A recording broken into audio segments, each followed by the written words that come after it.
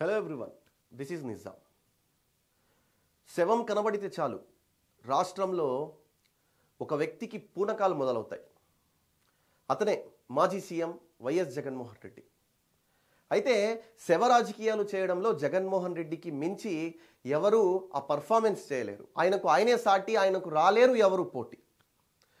మరొక విషయం చూస్తే, నిన్న వినుకొండలో ఏదైతే రషీద్ హత్య కాబడ్డాడో, జగన్మోహన్ రెడ్డికి మైనారిటీల మీద సవితి ప్రేమ చూపించడం ఇప్పటి నుంచి కాదు, ఎప్పటి నుంచో వస్తున్న ఆనవాయితీ. మైనారిటీల మీద ఎక్కడ లేని ప్రేమ చూపిస్తూ, ప్రేమ ఒలకబోస్తూ, మైనారిటీలకు చేయాల్సిన కార్యక్రమాలు ఏవి కూడా, మైనారిటీలకు చేయాల్సిన సంక్షేమ పథకాలు కానీ, మైనారిటీలకు అందాల్సిన పథకాలు ఏవి కూడా ఇవ్వని వ్యక్తి జగన్మోహన్ రెడ్డి. మరి అటువంటి వ్యక్తి నిన్న వినుకొండకు హుటాహుటిన పరిగెత్తుకుంటూ వచ్చి జగన్మోహన్ రెడ్డి ఆయనకు బుల్లెట్ ప్రూఫ్ కారు ఇస్తే, ఆ బుల్లెట్ ప్రూఫ్ కారును వద్దు ఆయన దిగేసి వేరే కారులో ఎక్కారు. ఎందుకంటే అది మొరాయించిందంట. మరి మొరాయించిన కారు జగన్మోహన్ రెడ్డి కాన్వాయ్ను ఫాలో చేసుకుంటూ వినుకొండ దాకా ఎలా వెళ్ళింది, మళ్ళీ అక్కడి నుంచి ఫాలో చేసుకుంటూ తాడేపల్లి ప్యాలెస్ దాకా ఎలా వచ్చిందో జగన్మోహన్ రెడ్డికే తెలియాలి. మరి అదే కారును 5 సంవత్సరాల పాటు చంద్రబాబు నాయుడు గారు కూడా వాడారు కదా. చంద్రబాబు నాయుడు గారు కూడా సేమ్ కారును వాడారు కదా, బుల్లెట్ ప్రూఫ్ కారును. మరి ఆయన ఎప్పుడు కూడా ఇలాంటి ఆంక్షలు పెట్టలేదు కదా ప్రభుత్వానికి. ఆయన ఎప్పుడు ఇలాంటి కళ్ళబొల్లి మాటలు ఎప్పుడు చెప్పలేదు కదా. సరే, ఇప్పుడు అసలు విషయం ఏంటంటే, వినుకొండ రాష్ట్రమంతా జగన్మోహన్ రెడ్డి ఏదో వెళ్ళి పరామర్శించేశారు. జగన్మోహన్ రెడ్డికి ఎక్కడ లేని ప్రేమ కురిపించేస్తున్నారు ఆ వినుకొండలో జరిగిన హత్య మీద. ఎందుకంటే అటెన్షన్ని ఆయన డ్రాగ్ చేయడానికి, అటెన్షన్ క్రియేట్ చేసుకునేందుకు ఆయన మీద ఆయన ఎక్కడ లేని ప్రేమ కురిపిస్తూ నేరుగా అక్కడికి వెళ్ళి ఆయన ప్రెస్ మీట్ పెట్టి ఫోటోలు చూపిస్తూ అన్నీ చూపించేస్తున్నారు. సాక్ష్యాధారాలు పెట్టేశారు కళ్ళ ముందు. ఇంకా శిక్ష పడ్డమే లేటు. ఎందుకంటే జగన్మోహన్ రెడ్డి పరిస్థితి ఏ విధంగా ఉందంటే, జగన్మోహన్ రెడ్డి ముఖ్యమంత్రిగా ఉన్నప్పుడు అబ్దుల్ సలాం కుటుంబం ఏదైతే ఉందో నంద్యాలలో, అబ్దుల్ సలాం కుటుంబం అప్పటి ఎమ్మెల్యే, అప్పటి వైఎస్ఆర్సీపీ నాయకుల వేధింపులకు గురయ్యి అతను ఆత్మహత్య, కుటుంబంతో సహా ఆత్మహత్య చేసుకుంటే, కనీసం జగన్మోహన్ రెడ్డి అనే వ్యక్తి అప్పుడు వాళ్ళ ఇంటికి కూడా వెళ్ళి పరామర్శించలేని వ్యక్తి. వాళ్ళ ఇంటికి కూడా వెళ్ళి పరామర్శించలేదు అతను. వాళ్ళ బంధువుల్ని వేరే దగ్గరకు ఆయన కర్నూలులో వచ్చి కూర్చొని అక్కడికి పిలిపించుకొని పరామర్శించాడు. కనీసం ఇంటి దాకా కూడా వెళ్ళాల జగన్మోహన్ రెడ్డి. పరామర్శించిన దాఖలాలు లేవు. ఇబ్రాహీంను నడి రోడ్డు మీద కత్తులతో దాడి చేసి చంపేస్తే, నరికి చంపితే జగన్మోహన్ రెడ్డికి పట్టల. మిస్బా 16 ఏళ్ల పాప, 10th క్లాస్ చదివే పాప వైఎస్ఆర్సీపీ నాయకుల అహంకారానికి బలైతే అప్పుడు జగన్మోహన్ రెడ్డికి ఇటువంటి ఏవైతే ఇప్పుడు యాక్టింగ్లు చేస్తున్నాడో శుద్ధపూసలాగా, ఈ యాక్టింగ్లు అప్పుడు గుర్తురాలా, అప్పుడు చేయలా. ఎందుకంటే ఆయన ముఖ్యమంత్రి, చేసేది ఆయన వైఎస్ఆర్సీపీ అనుచరగణమే కాబట్టి, వైఎస్ఆర్సీపీ నాయకులే కాబట్టి అప్పుడు నోరు మెదపకుండా గమ్ముగా కూర్చోన్నాడు జగన్మోహన్ రెడ్డి. రాష్ట్రంలో విద్వేషాలను రెచ్చగొట్టడంలో జగన్మోహన్ రెడ్డికి మరెవరూ సాటి రాలేరు. అటువంటి 5 ఏళ్ల రాక్షస పాలన, అరాచక పాలన అంతమ ఎప్పుడెప్పుడు అవుతుందా అని చెప్పి విఘ్నులైన ప్రజలు కూడా వేచి చూసి ఓటు రూపంలో తమ ఆయుధాన్ని ప్రదర్శించారు. సరే, ఇప్పుడు నేను ఇదంతా ఎందుకు చెప్తున్నానంటే, జగన్మోహన్ రెడ్డి వెళ్ళాడు నిన్న వినుకొండకు. వెళ్ళి ఆయన ఏం చేశాడంటే, ఏదో 4 ఫోటోలు చూపించాడు. టీడీపీఏ ఈ హత్య చేయించింది అన్నట్టు చెప్పేందుకు శతవిధాలా ప్రయత్నించాడు. అయితే నేను దాని గురించి మీకు కొంత బ్రీఫ్గా చెప్పాలనుకుంటున్నాను ఈరోజు. వినుకొండకు జగన్మోహన్ రెడ్డి హుటాహుటిన వెళ్ళి ఫోటోలు చూపించి తెలుగుదేశం పార్టీయే ఈ హత్య చేయించింది అన్నట్టు ప్రమోట్ చేసేందుకు చాలా శతవిధాలా ప్రయత్నించాడు ఆయన. జగన్మోహన్ రెడ్డి ఎన్ని విధాలా ప్రయత్నించాడంటే అన్ని విధాలా ప్రయత్నించాడు. మీడియా వ్యక్తి ఒక ప్రశ్న అడిగితే అన్నా అన్నా అని చెప్పి ఎక్కడ లేని ప్రేమను ఒలకవేస్తూ 5 ఏళ్ల పాటు ఆయన అధికారంలో ఉన్నప్పుడు ఒక్క ప్రెస్ మీట్ కూడా పెట్టని జగన్మోహన్ రెడ్డి ఇప్పుడు ప్రెస్ మీట్లో మీడియా వాళ్లను అంటే మంచితనంగా మాట్లాడుతున్నాడు. ఈయన అన్నా అంటే వాళ్ళు కరిగిపోయి ఈయనను వేరే ప్రశ్నలు అడగరేమో అన్నట్టు జగన్మోహన్ రెడ్డి చేసేది ప్రతిదీ కూడా యాక్టింగే. జగన్మోహన్ రెడ్డి చేసే ప్రతిదీ కూడా నటనే. సరే, ఇది జగన్మోహన్ రెడ్డి వ్యక్తిగతం. అతను నటన చేసి 5 ఏళ్ల పాటు అధికారంలో ఉన్నాడు, ప్రజలు అర్థం చేసుకున్నారు, అతన్ని తిరస్కరించారు.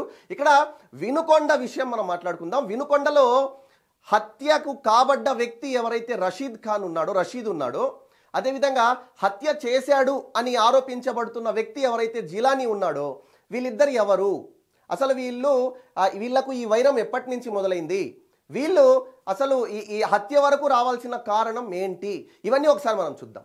ముఖ్యంగా మనం సరిగ్గా ఈ రోజు నుంచి 1 సంవత్సరం వెనక్కు వెళ్తే, తొలి ఏకాదశి నాడు, గత తొలి ఏకాదశి నాడు ఈ రషీద్ మరియు జిలానీ వీళ్ళిద్దరికీ పద్మప్రియ లాడ్జ్లో ఒక గొడవ జరిగింది. ఏదైతే వినుకొండలో పద్మప్రియ లాడ్జ్ ఉందో ఆ లాడ్జ్లో వీళ్ళిద్దరికీ ఒక గొడవ జరిగితే ఇద్దరు కూడా ఒకరిని ఒకరు బీర్ బాటిళ్లతో కొట్టుకోవడం, అదేవిధంగా వీళ్ళిద్దరూ ఒకరిపై ఒకరి దాడి చేసుకోవడం జరిగింది. ఆ సమయంలో ఎవరైతే పిఎస్ ఖాన్ ఉన్నారో ఆ ఖాన్ ఎవడైతే ఉన్నారో ఆ ఖాన్ ఏం చేశాడంటే రషీద్కు సపోర్ట్ చేశాడు. యాక్చువల్గా వీళ్ళందరూ వైఎస్ఆర్సీపీకి చెందిన కార్యకర్తలే, బొల్లా బ్రహ్మనాయుడు అనుచరులే, అప్పటి వైఎస్ఆర్సీపీ ఎమ్మెల్యే బొల్లా బ్రహ్మనాయుడు అనుచరులు. వీళ్ళు పిఎస్ ఖాన్ అనే వ్యక్తి ఏం చేశాడంటే ఒక సైడ్ అంటే రషీద్ వైపు ఎప్పుడైతే మద్దతు తెలిపాడో వీళ్ళందరూ ఏం చేశారంటే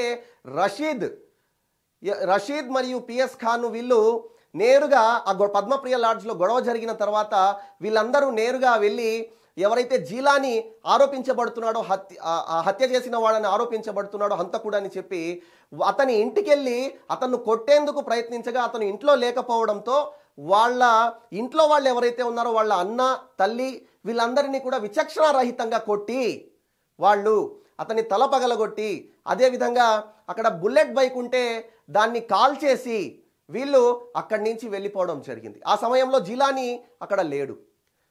మరి దీన్నన్నిటినీ ప్రోత్సహించింది ఎవరు? ఎమ్మెల్యే బొల్లా బ్రహ్మనాయుడు కాదా? అదే సమయంలో బొల్లా బ్రహ్మనాయుడు పిలిచి ఇద్దరిని సమన్వయపరిచి ఉంటే ఈనాడు ఈ రషీద్ హత్య జరిగి ఉండేదా? అయితే ఇది నేను ఇప్పుడు ఎందుకు చెప్పదలుచుకున్నానంటే ఇది వ్యక్తిగతం, ఇద్దరికి సంబంధించిన ఈ వ్యక్తిగత ఘర్షణల్లో వ్యక్తిగత కక్షల్లో ఒకరిని ఒకరు చంపుకోవడం జరిగింది. ఈ చంపుకోవడాన్ని పార్టీ రంగు పులమడం జగన్మోహన్ రెడ్డికే సాధ్యం. ఎందుకంటే బొల్లా బ్రహ్మనాయుడు చేసిన పాపం, పిఎస్ ఖాన్ యొక్క స్వార్థం రెండు కలిపి ఈనాడు రషీద్ ఖాన్ బలైపోవడానికి కారణం. రషీద్ ఎవరైతే బలయ్యాడో వీళ్ళిద్దరి స్వార్థం మరియు పాపానికి రషీద్ బలయ్యాడు. సరే, దీనికి సంబంధించి నువ్వు చెప్తున్నావు ఏంది ప్రూఫ్ అంటే ఇదే ప్రూఫ్. ఇక్కడ మనం ఒకసారి అంటే యాక్చువల్గా జగన్మోహన్ రెడ్డి చూపించిన ఫోటో ఇది. నిన్న జగన్మోహన్ రెడ్డి ఫోటో చూపించాడు కదా, ఏం చూపించాడయ్యా అంటే ఇక్కడ జిలానీ వీళ్ళతో ఉన్నారు, కేక్ తినిపిస్తున్నారు, అదేవిధంగా ఇక్కడ టీడీపీ వాళ్ళతో ఉన్నాడు అని చెప్పి జగన్మోహన్ రెడ్డి చెప్తున్నాడు. సరే, దీని గురించి మనం మాట్లాడదాం. నేను చెప్పినట్టు ఈ రషీద్ మరియు పిఎస్ ఖాన్ వర్గం వెళ్ళి జిలానీ ఇంటి మీద దాడి చేసినప్పుడు జిలానీ ఇంట్లో లేకపోతే వాళ్ళ అన్నను విచక్షణారహితంగా ఈ విధంగా కొట్టడం జరిగింది. ఈ విధంగా వాళ్ళ అన్నను కొట్టి ఆనాడు అతని ఇంట్లో ఉన్న బైక్ ఏదైతే ఉందో ఇదిగోండి, ఈ బైక్ ఆనాడు కాల్ చేయడం జరిగింది. చూసారా? ఇది ఎవరు చేశారయ్యా అంటే ఆనాడు రషీద్ మరియు పిఎస్ ఖాన్ వీళ్ళు వెళ్ళి ఈ బైక్ను కాల్ చేయడం కానీ ఇతన్ని విచక్షణారహితంగా కొట్టడం కానీ ఆనాడు చేశారు. మరి ఈనాడు పక్క శుద్ధపూసలాగా మాట్లాడే వైఎస్ జగన్మోహన్ రెడ్డికి ఈ విషయాలు మరి తెలుసో తెలీదో. ఎందుకంటే నేను ఎందుకు ఈ మాట చెప్తున్నా అంటే ఇదిగోండి, ఆనాడు గొడవ జరిగినప్పుడు ఇవి ఫొటోస్ కర్రలతో చూసారా ఏ విధంగా కొడుతున్నారు? గొడవ జరిగినప్పుడు ఈ విజువల్స్ అతని ఇంటి మీదకి వెళ్ళి దాడి చేసినప్పుడు ఈ కర్రలతో కొట్టడం కానీ ఇవన్నీ మీరు గమనిస్తే ఇక్కడ క్లియర్గా ఎవరి మీద దాడి చేస్తున్నారు, ఎవరి మధ్య గొడవలు అన్నది క్లియర్గా అర్థమవుతుంది. ఇది ఎగ్జాక్ట్గా 1 year ముందు తొలి ఏకాదశి నాడు ఇవన్నీ జరిగాయి. ఇవి జరిగినప్పుడు జిలానీ ఇంట్లో లేడు, రషీద్ మరియు పిఎస్ ఖాన్ వర్గీయులు మాత్రమే వెళ్ళి అతని మీద దాడి చేయడం జరిగింది. మరి ఇటువంటి సందర్భంలో ఇక్కడ క్లియర్గా అర్థమయ్యేది ఏంటంటే రషీద్ వెళ్ళి జిలానీ మీద దాడి చేశాడు. జిలానీ ఒకవేళ అతను నిజంగా హంతకుడు అయి ఉంటే హంతకుడుగా మారాల్సిన అవసరం వస్తే ఇక్కడ చెప్పినట్టుగా ఏదైతే జగన్మోహన్ రెడ్డి ఫోటో చూపిస్తున్నాడో ఆ ఫోటోలో ఉన్న వ్యక్తి టీడీపీకి సంబంధించిన వ్యక్తి అని చెప్పే ముందు అతని వ్యక్తిగతం, అతను వైఎస్ఆర్సీపీకి చెందిన వ్యక్తి అన్నది ఇక్కడ క్లియర్గా అర్థమవుతున్నమాట. ఇంకొక విషయం జగన్మోహన్ రెడ్డికి నేను క్లియర్గా చెప్పాలనుకుంటున్నాను. ఒకవేళ జగన్మోహన్ రెడ్డి నువ్వు చూసిందే నిజం అని నమ్మితే ఇక్కడ కనిపించే వ్యక్తి నీకు తెలిసే ఉంటుంది. ఇక్కడ అమాయకంలాగా కనిపించే జగన్మోహన్ రెడ్డికి ఇక్కడ పక్కనున్న వ్యక్తి ఇతను చాలా ఫేమస్, రాష్ట్రం అంతా చాలా ఫేమస్ అయ్యాడు. అంటే జగన్మోహన్ రెడ్డికి అభిమానిగా చెప్పుకునే ఈ వ్యక్తి జగన్మోహన్ రెడ్డి మీద ఆనాడు దాడి జరిగితే అది నువ్వే చేయించుకున్నావా? జగన్మోహన్ రెడ్డి నువ్వే చేయించుకున్నావా? కోడికత్తి సీను మీద దాడి, ఆ రోజు కోడికత్తి సీను నీ మీద దాడి చేశాడని చెప్పావు. మరి అతను చూస్తే నీతో ఫోటోలు దిగాడు. ఇంట్లో చూస్తే అతని ఇంట్లో ఫ్లెక్సీలు ఉన్నాయి, జగన్మోహన్ రెడ్డికి సంబంధించిన ఫ్లెక్సీలు. మరి ఆనాడు దాడి జరిగితే అతను నీ పార్టీకి చెందిన వ్యక్తి కాబట్టి నువ్వే అతన్ని ఆ కోడికత్తి లోపలికి పంపించి అతని చేత దాడి చేయించుకున్నావా? అందుకనే నువ్వు 5 సంవత్సరాలు అతనికి బెయిల్ రాకుండా చేసావా? ఎన్నికలకు ముందు మాత్రమే అతను బెయిల్ తీసుకురాగలిగాడా? ఏంటి ఇవన్నీ కూడా చాలా అనుమానాలు వస్తాయి. ఇక్కడ ఒకవేళ ఫోటోను నమ్మి నిర్ధారించే పనైతే ఆధారాలు అవసరం లేదు, ఓన్లీ ఫోటోలు నమ్మి ఇతను ఇది అని చెప్పి నువ్వు కన్ఫర్మ్ చేసుకునే పని అయితే ఇక్కడ ఇంతకు మించి సాక్ష్యం ఏం అవసరం లేదు. కాబట్టి జగన్మోహన్ రెడ్డి ఈ శవ రాజకీయాలు చేయడంలో దిట్ట అని చెప్పి పదే పదే నేను చెప్పడం అదే కారణం. ఇంకొక విషయం, ఇక్కడ మరొక విషయం ఏంటంటే జగన్మోహన్ రెడ్డి తమరి ప్రభుత్వంలో 2019 నుంచి 24లో మైనారిటీల మీద ఎన్ని హత్యలు జరిగాయి, బీసీల మీద ఎన్ని హత్యలు జరిగాయి, ఎస్సీ ఎస్టీల మీద ఎన్ని హత్యలు జరిగాయి, ఇవన్నీ ఒక్కసారి లెక్క చూద్దామయ్యా జగన్మోహన్ రెడ్డి గారు. ఎందుకంటే ఆ లెక్క చూస్తే కానీ మనకు అర్థం కాని పరిస్థితి. ఇక్కడ ఒకసారి చూస్తే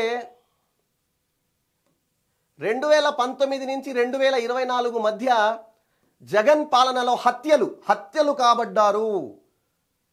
బీసీలు 300 మంది, అంటే కేటగిరీల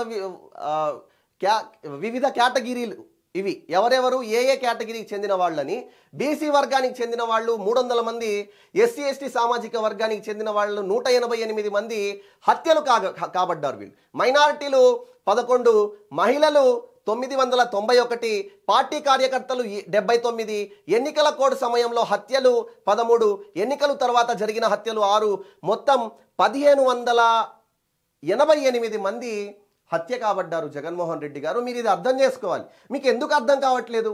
2019 నుంచి 2024 వరకు మీ ప్రభుత్వంలో మీరు కక్షలను ప్రోత్సహించారు, మీరు విద్వేషపూరితమైన రాజకీయాలను ప్రోత్సహించారు, మీ ఎమ్మెల్యేలు మీ అనుచరులు ఎక్కడ అదుపు లేకుండా నరుక్కుంటూ పోయారు. మరి ఇటువంటివి మీరు క్లియర్గా ఇంకా గమనిస్తే పులివర్తి నాని మీద దాడి ఎన్నికలు అయిపోయిన తర్వాత, అదేవిధంగా అప్పటి ఎంపీ అనిల్ కుమార్ యాదవ్ కానీ అప్పటి ఎంపీ అభ్యర్థి అనిల్ కుమార్ యాదవ్ కానీ, అదేవిధంగా కాసు మహేష్ రెడ్డి అప్పటి ఎమ్మెల్యే, వీళ్ళు నేరుగా అక్కడికి వెళ్ళి ఎక్కడికి ఆ ఊరు ఏదైతే ఉందో దాచేపల్లి అనుకుంటారు, ఆ దాచేపల్లికి వెళ్ళి వీళ్ళు చేసిన మారణ హోమం 1-2 ఎంతమందిని వీళ్ళు దాడి చేశారు అక్కడికి వెళ్ళి ఎన్నికల సమయం, ఎన్నికలు అయిపోయిన తర్వాత పక్క రోజు. మరి ఇటువంటి అన్నీ చూసుకుంటే రాష్ట్రంలో దాడులు చేసేది ఎవరో క్లియర్గా అర్థమైపోతుంది. సరే 2024లో తెలుగుదేశం పార్టీ, బీజేపీ, జనసేన కూటమి అధికారంలోకి వచ్చింది. వీళ్ళు ఎక్కడ దాడి చేసేస్తారో అని చెప్పి ముందే వీళ్ళే దాడి చేసేస్తున్నారు. వైఎస్ఆర్సీపీ వాళ్ళు వీళ్ళు దాడి చేస్తారో చేయరో పక్కన పెట్టండి, వీళ్ళే దాడి చేస్తున్నారు. అది ఎవరి మీద ఏం దాడి చేస్తారో ఒకసారి మనం చూద్దాం. ఇదిగోండి, ఇది పార్టీ అధికారంలోకి వచ్చిన తర్వాత, తెలుగుదేశం పార్టీ అధికారంలోకి వచ్చిన తర్వాత తెలుగుదేశం పార్టీ కార్యకర్తలనే చంపేశారు, తెలుగుదేశం పార్టీ నాయకులనే చంపేశారు. ఎవరు? వైఎస్ఆర్సీపీ వాళ్ళు. అది ఎక్కడెక్కడ? 7/6/2024 Shaik Khasim, Duggirala, Mangalagiri, brutally killed by YCP mobs. 9/6/2024 అంటే జూన్ 9వ తేదీ 2024 Modipalli Gopinath Chowdary, Veldurthi, Pattikonda, Kurnool district, killed by hunting the sickles for actively participating in TDP activities. అంటే టీడీపీలో ఆయన ఉత్సాహంగా పాల్గొన్నాడని చెప్పి అతన్ని గోపీనాథ్ చౌదరిని అతి కిరాతకంగా చంపేశారు వైఎస్ఆర్సీపీ వాళ్ళు. ఇక లాల్ బాషా, ఇది 17 జూన్ తాడిపర్తి, అనంతపూర్ డిస్ట్రిక్ట్లో a young women who was sleeping on the terrace of the house for voting for TDP was attacked with knives and killed. అదే తెలుగుదేశం పార్టీ ఓట్ వేశారని చెప్పి ఈ ఈ లాల్ బాషా అనే వ్యక్తి ఎవరైతే ఉన్నారో అతన్ని కిరాతకంగా చంపేశారు. శ్రీదేవి, ఆళ్లగడ్డ, నంద్యాల డిస్ట్రిక్ట్, 25వ తేదీ June YCP mobs attacked the TDP activist Atla Bhaskar Reddy couple with iron rods in the eyes and killed Bhaskar Reddy's wife. ఇక్కడ శ్రీదేవి అనే ఆమెని కూడా చంపేశారు, టీడీపీకి చెందిన ఆమెని. 1/5/2024 మొహమ్మద్ గనీ, ఇది మే 1న Kamalapuram district, killed by unidentified persons. YCP 10/7/2024 Addeppa, Rayadurg, Anantapur district. ఇది రీసెంట్గా జరిగింది, July 10. A priest was indiscriminately hacked and dumped on the outskirts of the village. ఇలా వైఎస్ఆర్సీపీ గురించి చెప్పుకుంటూ పోతే వీళ్ళు చేసిన అరాచకాలు అధికారం కోల్పోయిన తర్వాత కూడా ఎక్కడ కూడా వీళ్ళల్లో మార్పు అనేది కనబడలేదు. వీళ్ళు అసలు మార్పు చెందే పరిస్థితే లేదు. ఇక మనం ఇందాక చెప్పుకున్నట్టు ఈ షేక్ ఇబ్రాహీం చూడండి, ఇతన్ని చూసి మీరు పాత విషయాలు గుర్తు చేసుకోలేరా? ఇతన్ని చూస్తే మీకు మసీదు స్థలం కాపాడండి అని చెప్పి ఇతను ఆనాడు ధర్నా చేస్తుంటే అతన్ని బైక్ మీద వచ్చి వైఎస్ఆర్సీపీకి చెందిన కిరాయి గుండాలు ఎవరైతే ఉన్నారో బైక్ మీద వచ్చి అతి కిరాతకంగా చంపింది వాస్తవం కాదా? ఇక అబ్దుల్ సలాం కుటుంబం చూడండి, వీళ్ళు ఎంతో ఆవేదన చెంది మొత్తం కుటుంబం ఆత్మహత్య చేసుకుంది వాస్తవం కాదా? జగన్మోహన్ రెడ్డి వీళ్ళ గురించి ఏం న్యాయం చేశారు? ఆనాడు ఎందుకు ప్రెస్ మీట్ పెట్టలేదు? ఆనాడు ఎందుకు అడగలేదు? ఎవరి మీద యాక్షన్ తీసుకున్నారు? ఇటువంటివన్నీ చూస్తే కూడా జగన్మోహన్ రెడ్డి క్లియర్గా ఇక్కడ శవ రాజకీయం చేయడంలో దిట్ట అన్నది ఇక్కడ అర్థమవుతుంది. అయితే ఒకవేళ రషీద్ను జీలానీయే చంపాడు అన్నది ఒకవేళ జరిగి ఉంటే అది వ్యక్తిగతం, వాళ్ళిద్దరి వ్యక్తిగతం.